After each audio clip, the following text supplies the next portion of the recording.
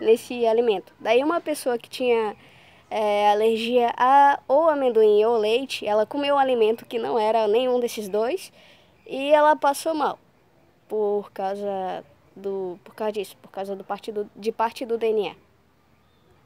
E teve problema também em relação à toxina, que no caso é o seguinte, teve um alimento lá, um organismo, em que ele tinha uma toxina natural dele para se proteger de outros organismos que fossem atacar ele.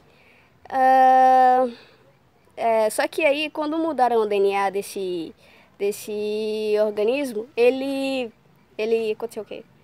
As taxas de toxina as taxas de toxina dele foram aumentaram.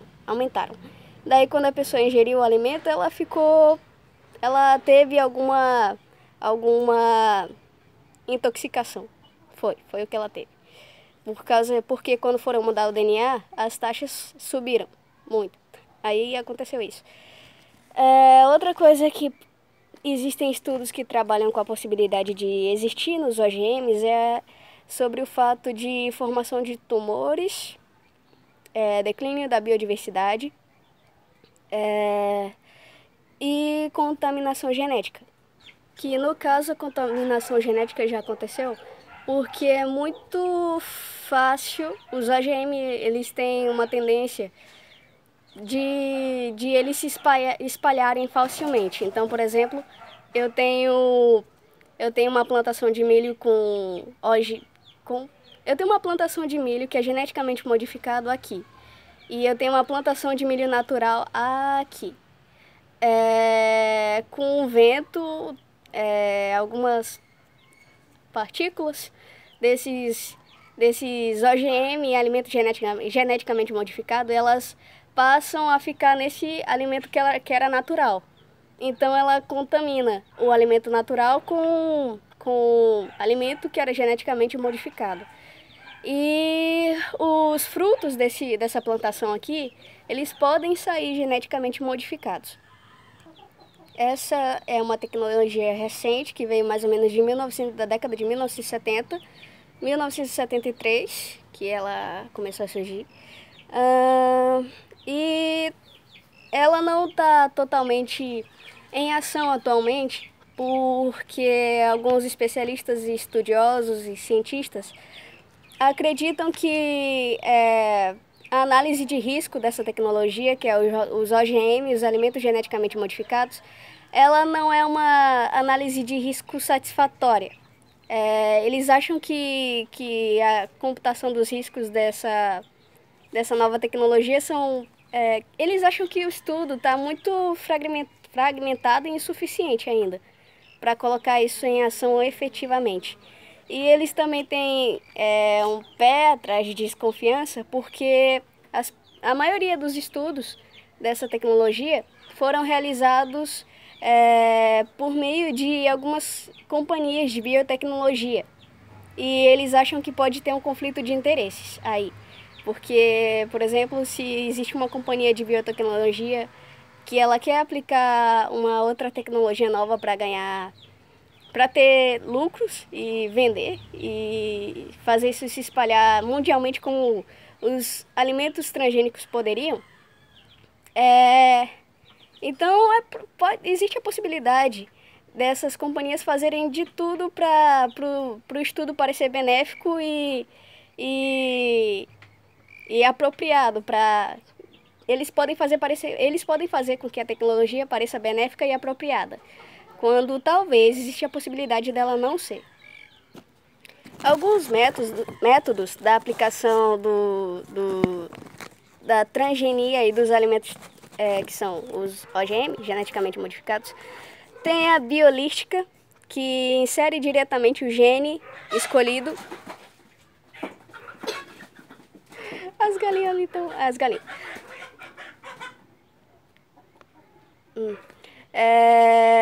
Como é?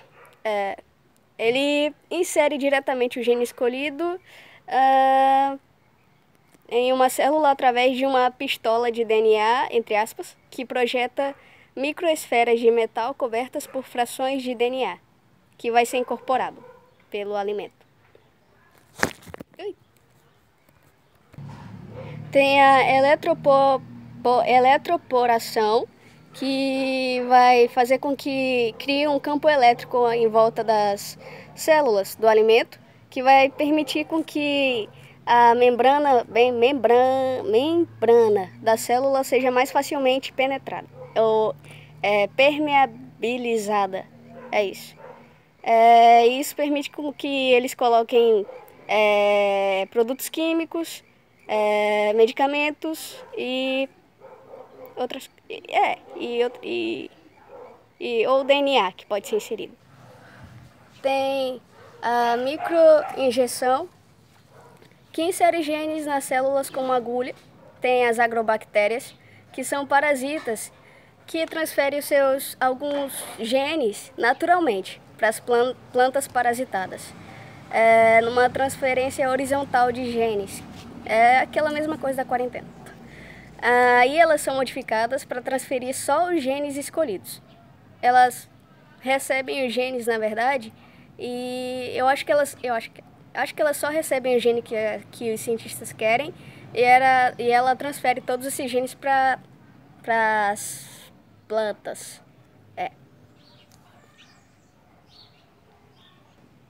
Tem os CR e SPR/CAS, que tem RNA que muda o DNA da planta. Tem o TALEN, que é uma proteína com a ajuda de nucleotídeo que permite a alteração específica de praticamente qualquer gene. Isso foi um cachorro. Critérios de segurança. Bom, rapidamente, que já deu tempo. O critério de segurança mais usado é um ES, que é uma sigla para uma palavra, que é comparar um AGM ou OGM com o natural e ver se eles têm as mesmas características e propriedades físicas, químicas e nutricionais. Esse método foi criticado, a OMS, Organização Mundial da Saúde, ela já foi a favor desse método de avaliação de segurança e ela já foi contra e depois ela voltou atrás. Algumas pessoas acham esse método pseudocientífico e dizem que ele não é confiável a longo prazo e que ele não tem uma base científica e que ele... Eu já falei pseudocientífico. E algumas pessoas pedem que esse método seja abandonado em favor de testes biológicos, toxicológicos e imunológicos mais aprofundados e eficazes. Na União Europeia, os alimentos geneticamente modificados circulam com uma certa dificuldade. E as pessoas estão preocupadas para ter um estudo a longo prazo para saber se não existem efeitos nefastos e irrecuperáveis. E se tiver, algumas pessoas acham que a ação deve ser evitada. Algumas outras pessoas a favor dos OGM dizem que essa preocupação toda é irrealista e um impedimento à inovação. E quem defende os alimentos geneticamente modificados dizem que ele busca a sustentabilidade. Alguns trabalhos científicos apontaram que o custo não é menor do que os alimentos naturais, que a quantidade de agrotóxico não é menor também, e que a produtividade também é igual aos produtos naturais, e que pode ter substâncias tóxicas penetrando na corrente sanguínea. Atualmente, o agricultor que optar por usar semente tem que fazer um contrato com a empresa portadora da tecnologia e pagar royalties pela produção. É isso. E os produtos geneticamente modificados mais produzidos no mundo atualmente são soja, milho, algodão e canola. Existe arroz geneticamente modificado com mais nutrientes, existe uma banana que tem vacina contra a hepatite B, tem abacaxi que é contra o câncer, tem trigo que causa menos alergia. E os países em que mais tem produto geneticamente modificado é a China, Índia, a União Europeia, considere um país, os Estados Unidos e o Brasil. E as maiores empresas que trabalham com biotecnologia e produto geneticamente modificado é a Monsanto, dos Estados Unidos, a Syngenta, da Suíça, DuPont dos Estados Unidos, a BASF da Alemanha, a Bayer, Bayer da Alemanha e Dow dos Estados Unidos. Eles... é isso. Isso.